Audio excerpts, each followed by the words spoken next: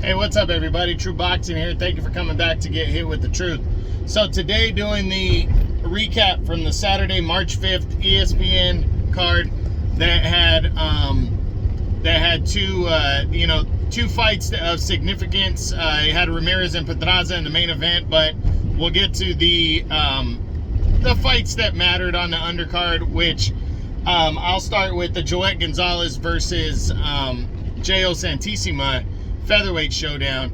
And this was billed to be a pretty good little scrap right here, and it was pretty competitive early on, but Gonzalez just kept grinding, doing the more and harder work, and he outworked a tough Filipino fighter in Santissima, but he landed it with good hard shots in the 8th round.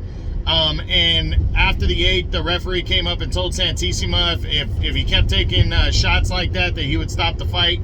And in the 9th round, he finally felt that Santissima had enough. He stepped in, and Gonzalez gets a nice win, a good bounce-back win from since losing in his second attempt at a world title to Emmanuel Navarrete last October. So I'm not sure if this is going to get Gonzalez back into the top 10. It could, but I got to reevaluate and go from there. But if it does, I'll be doing a what's next on Gonzalez next week when I normally do them. But Richard Torres debuted, the Olympic silver medalist, I think he was, for a heavyweight.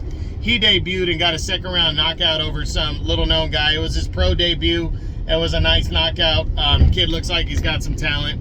Little undersized for a heavyweight, especially the landscape of heavyweights nowadays, but he's got good skills, so we'll see what he does going forward. But the main event saw two former world champions fighting in a crossroads fight. You had the former unified champion Jose Ramirez bouncing back off of his unanimous decision loss to Josh Taylor when they competed for the undisputed title last year in May.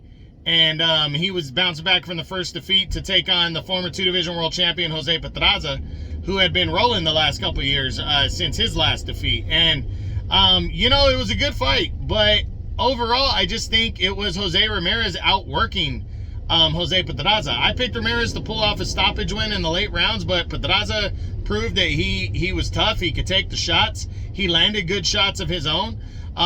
And Ramirez just kept coming forward and just outworking Pedraza, and that really was what it was.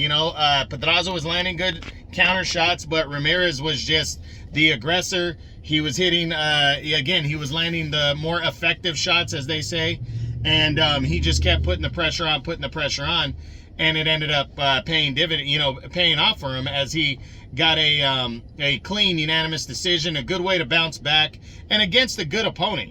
Pedraza is a top 10 guy. Not sure if he stays in the top 10 following the loss, but he's a tough guy. He's a former 2-division world champ. He had only lost to really good established fighters: Tank Davis, Vasily Lomachenko, Jose Cepeda. So a win right here for Ramirez. Hey, we don't know what exactly is going to happen for him next, but it could be a world title shot if Josh Taylor gives up the belts. We'll discuss that more with Ramirez's what's next week. But yeah, I mean, it was a nice performance after a 9 months off and coming back from your first defeat.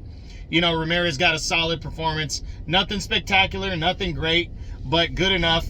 And now he pushes forward towards, towards what could be a world title shot. We'll see what happens. But that's pretty much it. That's what I got for the ESPN recap from Saturday, March 5th, Ramirez versus Pedraza for the WB, in a WBC eliminator of sorts, but a bounce back fight for the former world champion, Jose Ramirez, defeating Jose Pedraza. We'll be doing the what's next again next Monday. I'm not sure if Pedraza's still in the top 10. I got to go and look to see if he still qualifies for the top 10. And we'll let you guys know that at the beginning of next week. But that's it. That's what I got. I hope you guys enjoyed it. True Boxing. You've been hit with the truth.